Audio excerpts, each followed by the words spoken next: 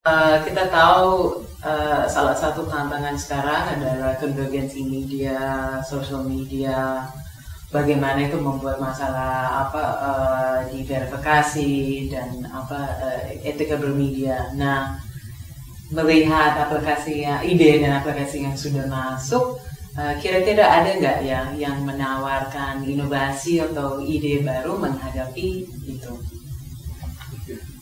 Dari aplikasi-aplikasi yang masuk, hampir semua hanya terkait jurnalisme itu hanya menawarkan program citizen journalism.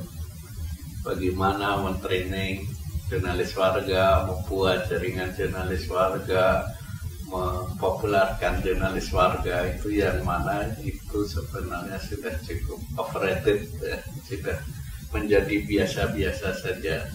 Walaupun memang citizen journalism itu sangat penting, tapi ide-ide yang masuk masih hal yang selama ini sebenarnya sudah dilakukan. Nah, terkait tantangan baru jurnalis di era konvergensi sosial media, saya belum menemukan satupun aplikasi mengenai itu. Bahwa saat ini bagaimana wartawan menggunakan sosial media, apa dampak negatifnya atau dampak lain. Misalnya sering ada kasus jadi sorotan seorang wartawan yang menggunakan Twitter, memiliki opini yang kuat terhadap satu masalah, orang menanyakan independensi dari liputannya. Lalu juga ada pertanyaan-pertanyaan memanfaatkan sosial media sebagai sumber berita yang ternyata seringkali juga berita itu hoax, berita bohong, seperti yang akhir-akhir ini terjadi, yang kasus Aisyah Wardana, atau sebelumnya juga ada yang katanya relawan hilang di Mesir, Imanda Amalia atau apa, dan ternyata keliru.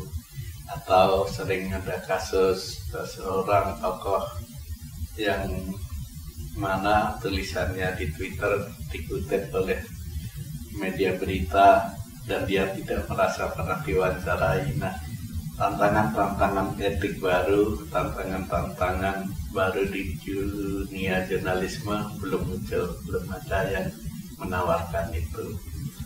Juga masalah debat yang klasik ya, speed versus akurasi, yang mana di era media online sekarang media-media cenderung bersaing soal kecepatan berita, sementara akurasi sering dikorbankan. Juga belum ada yang mencoba menjawab persoalan itu. Juga persoalan tanggung jawab redaksi terhadap komentar atau konten-konten yang sifatnya datang dari pembaca, komen, atau discussion board, atau forum-forum yang dibuat oleh media online. Tidak ada itu. Bahkan juga tidak ada program yang terkait penguatan kapasitas jurnalis di era konvergensi media, yang mana sebenarnya tantangannya banyak sekali. Salah satunya kan tuntutan sekarang jurnalis harus bisa memanfaatkan semua teknologi yang tersedia. Di era media konvergensi, seorang wartawan dituntut menulis, membuat foto, juga membuat video, dan itu dilakukan oleh satu orang wartawan yang dulu wartawan itu ada beda-beda, ada wartawan TV, wartawan tulis, wartawan foto. Nah, sekarang wartawan harus bisa melakukan itu semua, harus bisa multitasking. Nah, itu pun belum ada yang mencoba membuat usulan, padahal itu sangat penting dan menarik gitu. Salah satu yang kita lihat dari aplikasi yang masuk itu, karena memang waktu itu kita buka untuk individu maupun organisasi, terus dibuat sangat lumayan mudah gitu dalam hal mengajukan idenya.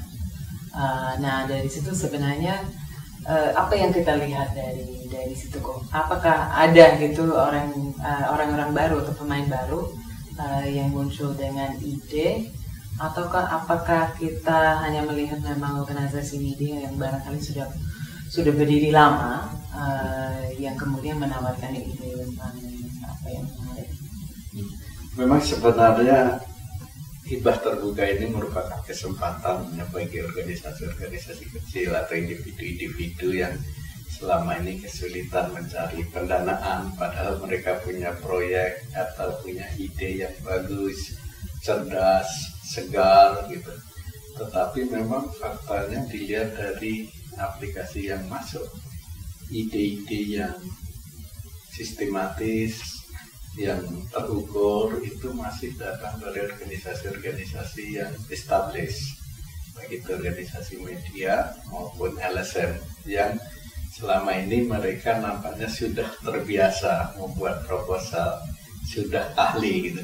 Sementara memang kelompok-kelompok yang lain nampaknya belum punya kapasitas, sekalipun membuat usulan ide yang sangat sederhana. Ini bukan proposal yang kompleks ya, tapi sangat sederhana. Nah, ini memang masalahnya ada pada tidak meratanya kapasitas organisasi-organisasi masyarakat sipil ini. Ada yang memang sangat sudah pintar membuat program yang terukur, terencana, perencanaan proyek yang bagus. Ada yang merumuskan masalah saja tidak jelas gitu, kita tidak paham masalah yang sedang dihadapi, aktivitas apa yang akan dilakukan. Nah, ini mungkin salah satu rekomendasinya ya, ada upaya penguatan kapasitas, pembuatan ide, atau kalau perlu nanti kalau aplikasi mau dibuka ada workshop pembuatan ide atau proyek, atau membuat sebuah panduan sederhana, membuat sebuah proyek gitu. Proyek yang bagus seperti apa, proyek yang buruk seperti apa, bukan hanya idenya tapi juga cara merumuskannya gitu. Itu yang menjadi masalah